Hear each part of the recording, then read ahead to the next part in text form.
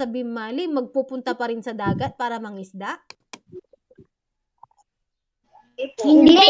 Hindi. So, dapat, tandaan, pag merong peligro o merong bagyo, dapat laging makikinig sa mga otoridad kung ano yung mga dapat nating gawin.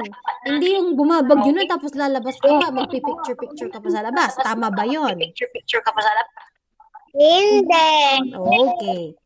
So, ulitin ko, topografiya ang tawag sa itsura ng isang lugar o yung pagpapakita ng itsura ng isang lugar. Ulitin nyo nga, topografiya. Okay, very good. Pumunta tayo ngayon sa page 4. Punta tayo sa page 4. Doon sa baba ng page 4. Doon sa baba niya, ang gagawin nyo doon ay lagyan daw, basaan, tantalusan na maong sukada balikas. Dan na check, no aya et, mangibabaga na duga, ekis balet no ande. Ano daw ang gagawin nyo?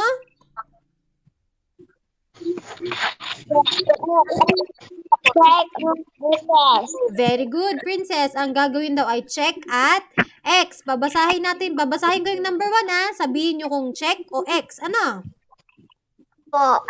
Okay, number 1. Say topografiya at mangibabaga ya kabuuan na pisikal na itsura na sa kayaluyag. So, sabi niya, ang topografiya daw ay nagpapakita ng physical na itsura ng isang lugar. Check o X? Check. Very good. Check. Number 2. Tingnan natin number 2. Naantaan suon sa binpeligro yani iter na dila jad pangusar na flood hazard map. Pwede daw makita kung yung baha kapag merong kang flood hazard map. Ibig sabihin ng flood hazard map, yung flood ang ibig sabihin ng baha. Check o X? Very good. Ang sagot ay? Check o X? Check. Very good. Ang sagot ay check. So, ganoon ang gagawin niya. Lalagyan na ng check, tsaka ng X. Punta tayo sa page 5 naman. Page 5. Yung susunod na page.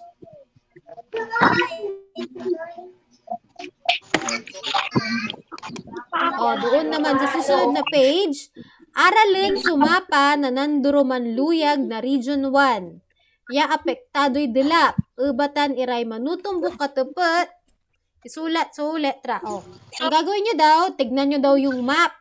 May nakikita ba kayong mapa dyan? Okay, titignan nyo daw yung mapa. Pagkatapos, sasagutan yung mga tanong tungkol doon sa mapa. Halimbawa, number 1. Meron tayong A, B, C, D. Paano nyo sasagutan ay? Ano ang gagawin? Bibilugan. Very good. Bibilugan yung tamang sagot. May tanong ba kayo? Taas yung kamay ng may tanong. Wala. Princess, ano yung tanong mo, princess? Wala po. Ay, wala pala. Joke lang pala. Jake. May tanong ka, Jake? Wala. May tanong pa o wala na? Wala na. Okay, kung wala na, pwede na kayong magsagot. Huwag kalimutang mag-picture habang nagsasagot. Okay po? Opo. Okay, kung wala nang tanong, magkita-kita tayo ulit bukas. Ano? Po. Okay, wala na talaga. Sure na sure nang walang tanong. Yes. Okay, kung wala na talaga, magkita-kita tayo bukas. Paalam!